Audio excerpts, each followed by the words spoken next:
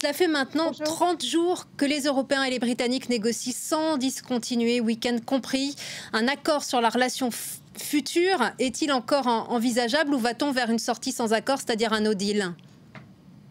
Je pense que compte tenu de la position des Britanniques qui refusent de toute façon toute possibilité de changer leur point de vue sur des points essentiels pour l'Union européenne, à mon avis, on va vers un no deal. C'est déjà annoncé, oui. D'autre part, vous savez qu'ils ont déjà prévu de remettre éventuellement une frontière en Irlande si jamais l'accord du no deal... En fait, ils sont en train de construire le no deal actuellement, à mon avis, plutôt que de négocier. Et quels sont les points d'achoppement les plus sensibles? Sur quel point précisément, justement, peut se faire la rupture? La rupture, elle se fait sur le fait qu'à mon avis, les Britanniques, enfin, en tout cas Boris Johnson, sur le plan politique, considère qu'il a été élu pour mener le Brexit à un Brexit plutôt dur à terme. Donc, la position de négociation de la Grande-Bretagne ne laisse pas de place pour une négociation actuellement. Mais ce qui pose problème, par exemple, c'est la pêche française qui risque d'être éventuellement la perdante de l'accord, ou est-ce que ce sont les règles de concurrence en matière environnementale, fiscale, sociale? Mais toute règle étant imposée à la Grande-Bretagne est refusée par la Grande-Bretagne, et le principe de l'Union européenne, c'est d'avoir des règles communes. Ce que souhaiterait la Grande-Bretagne, c'est d'avoir des règles bilatérales qui en fin de compte, lui permettent de développer ses intérêts à elle. Mais quand il s'agit d'avoir des règles communes, ce qui veut dire qu'il y a certaines règles qui vous conviennent et d'autres pas, depuis le départ, la Grande-Bretagne n'est pas d'accord. Donc je ne crois pas que la transaction, enfin les négociations vont aboutir en fait. Donc on voit mal pour l'instant les concessions qui pourraient être faites. Le fait que le Premier ministre Jean Castex ait annoncé un plan d'accompagnement spécifique pour la filière de la pêche, c'est pas vraiment rassurant? Non, c'est pas rassurant, et je pense qu'il faudrait arrêter de donner des plans parce que le niveau de dette des pays ne sont plus soutenables. Et la Grande-Bretagne a un niveau d'endettement qui est le plus important. Je crois qu'il faut vraiment actuellement plutôt se remettre au travail et essayer de négocier. Alors le problème, quand on négocie avec quelqu'un qui ne veut pas négocier, c'est très difficile. Et si on va vers un no deal début janvier, vous pensez que la rupture est définitive ou est-ce que des négociations pourront encore reprendre? Je pense qu'il va probablement y avoir des délais, compte tenu des confinements qui ont lieu un petit peu partout. On peut considérer qu'il y aura peut-être un délai, mais on va arriver à un moment donné où effectivement il faudra que la Grande-Bretagne finisse par assumer sa position de négociation. Et quelle est la stratégie du Premier ministre britannique Boris Johnson? D'après vous, est-ce qu'il en a une? Non, il n'en a pas. Il est connu pour ne pas en avoir. Je pense que sa stratégie, c'est d'apparaître vis-à-vis de l'opinion publique comme étant quelqu'un qui ne cède pas. Donc je ne sais pas si c'est vraiment une stratégie en réalité.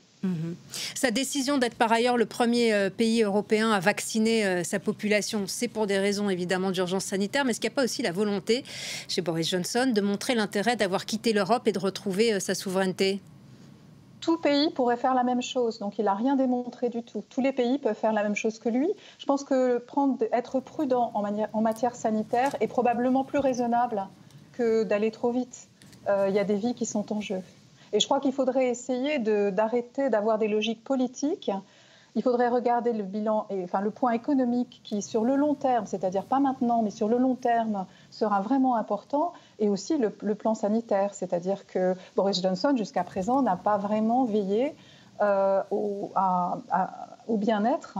Le bien-être inclut également la dimension de la santé de ses concitoyens, et donc je pense qu'un vaccin, il faut vraiment être sûr avant de le mettre de l'utiliser, voilà. Et d'après vous, est-ce que le changement de présidence aux États-Unis peut modifier la donne? On se souvient que Donald Trump avait dit qu'il aurait des relations privilégiées avec le Royaume-Uni. Le président élu, Joe Biden, lui, ne tient pas le même discours sur le Brexit et sur un accord commercial avec l'Union européenne. Je pense qu'il faut être très prudent. Mes collègues chercheurs américanistes nous disent qu'il faut être très prudent. Il n'est pas certain que Joe Biden va vraiment changer. Le discours sera peut-être différent, mais peut-être pas nécessairement la politique menée. Le Brexit qui semble affaiblir les Britanniques, vous pensez qu'il y a un risque que cela affaiblisse également l'Europe ? Nous sommes tous interdépendants sur le plan économique et le Royaume-Uni va mal depuis le Brexit. Depuis 2016, son économie va mal. Nous n'avons pas intérêt à ce qu'il aille encore plus mal. Voilà. Et en période de pandémie, quelles pourraient être les conséquences économiques ? Les conséquences économiques, il y a toujours un délai. Et donc, on pourra les mesurer, surtout que, pour le coup, le plan actuel d'aide au travail partiel en Royaume-Uni est énorme, ce qui explique que la dette du Royaume-Uni pour sauver son économie est la plus importante. Et donc, ça, c'est effectivement efficace pour l'instant, mais étant donné que les entreprises vont probablement faire faillite et donc aussi licencier des personnes, il faut s'attendre d'ici un an. Le problème, c'est que ça n'est pas maintenant que les conséquences économiques vont pouvoir être observées, ce sera plus tard. Mais ce qui est important, c'est de les anticiper. Et je ne suis pas persuadée que ce soit ce qui est fait actuellement. Et vous pensez que jusqu'au bout, les Européens arriveront à maintenir leur unité, y compris dans cette phase finale des négociations, et y compris sur la question de la pêche ? Est-ce que les exigences de la France seront partagées par les autres pays européens ? Non, le problème, c'est qu'effectivement, actuellement, on s'aperçoit que l'Europe n'est pas unie.